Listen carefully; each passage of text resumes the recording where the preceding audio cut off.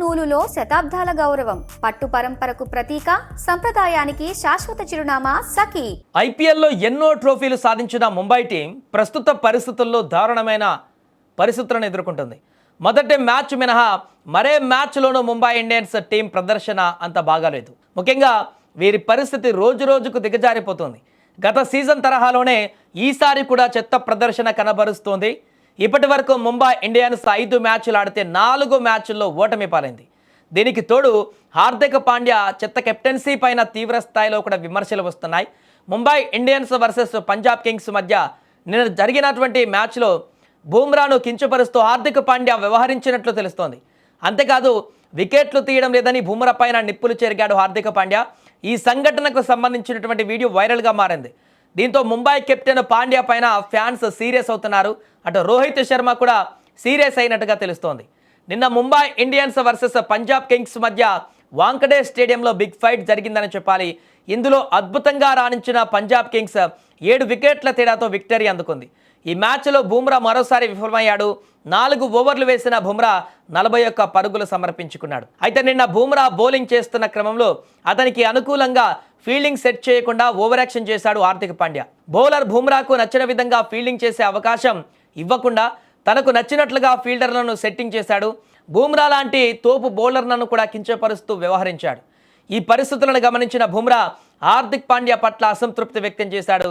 ఏదైనా చేసుకో, నాకేం సంబంధం లేదన్నట్లుగా బూమ్రా సైగలు చేశాడు. అంతేకాదు వికెట్లు ఎక్కువగా తీయడం లేదని బూమ్రా పైన సీరియస్ కూడా అయ్యాడట హార్దిక్ పాండ్యా. ఈ ఘటన ఇప్పుడు హాట్ టాపిక్ అయింది. దీనికి తోడు స్లిప్ ఫీల్డింగ్లో ఉన్న బూమ్రా ఓ క్యాచ్ను సైతం నేలపాలు చేశాడు. ఆ సందర్భంగా కూడా బూమ్రాను అటు ఇటు ఫీల్డింగ్ చేంజ్ చేసినట్టుగా కనిపించింది. దీంతో హార్దిక్ తీరుపైన ముంబై అభిమానులు ఆగ్రహం వ్యక్తం చేస్తున్నారు. ప్రపంచంలోనే నెంబర్ 1 బౌలర్ను ఇలా అవమానించడం సరికాదంటూ సూచిస్తున్నారు. ఎప్పుడు మన రోజులే రావు కదా, ఎంతటి తోపు బౌలర్కైనా ఓ బ్యాడ్ డే వస్తుంది, దాని నుంచి కంబ్యాక్ చేయాలి, కానీ వికెట్లు తీయలేదని, క్యాచ్ మిస్ చేశాడని ప్రపంచ నెంబర్ 1 బౌలర్ పట్ల ఇలా వ్యవహరించడం సరికాదంటూ కొందరు అభిప్రాయం వ్యక్తం చేస్తున్నారు. ఏదేమైనా ఈ వ్యవహారం చూస్తుంటే ముంబై జట్లో అంతర్గత గొడవలు ఉన్నట్లుగా స్పష్టంగా అర్థమవుతుంది. ఆల్రెడీ గతంలో 2 సంవత్సరాల క్రితం కూడా జీటీ నుంచి హార్దిక్ పాండ్యా ముంబైకి వచ్చి రోహిత్ శర్మ కెప్టెన్సీ నుంచి తను కెప్టెన్సీ తీసుకున్న సందర్భంలో కూడా తీవ్ర స్థాయిలో విమర్శలు రావడం జరిగింది. హార్దిక్ పాండ్యా వ్యవహార శైలి పైన ముంబై అభిమానులందరూ కూడా తీవ్రమైనటువంటి ఆగ్రహాన్ని వ్యక్తం చేయడం జరిగింది.